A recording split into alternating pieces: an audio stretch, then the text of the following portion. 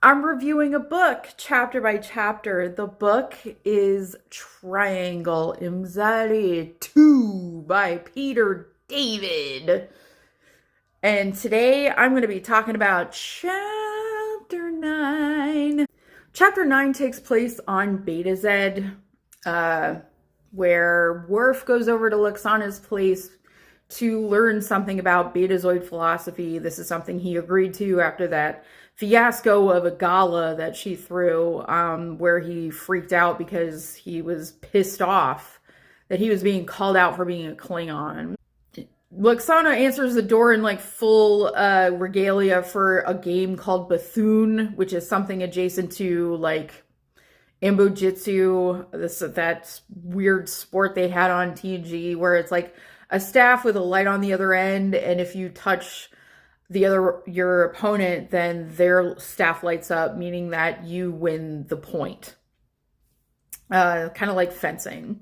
So Worf and Luxana are like fighting, and this was to me the funniest part of the chapter, where she is like going at him, and without any effort at all, Worf beats her at this game every single time, over and over again. But because he's not trained to sort of like use less force, she's getting her ass kicked on top of losing. And after getting bonked on the head because her hand slipped and, you know, she was really wearing herself out, Luxana reveals that this whole thing was a mind game to get Worf to understand that his pride is destructive. Like, he could have quit, but it's like, you know what? Fuck you, Luxana. Like, I wouldn't have quit, you know, because she would never shut the fuck up about it from that day forward. Like, I beat you and you're no Klingon. Like, I would never let her beat me either, because she's a pain in the ass. Luxana then really puts her foot in it when she brings up Kalar, who is Worf's ex-girlfriend, and says that avenging her death was the wrong thing to do. That's not for you to say, Luxana.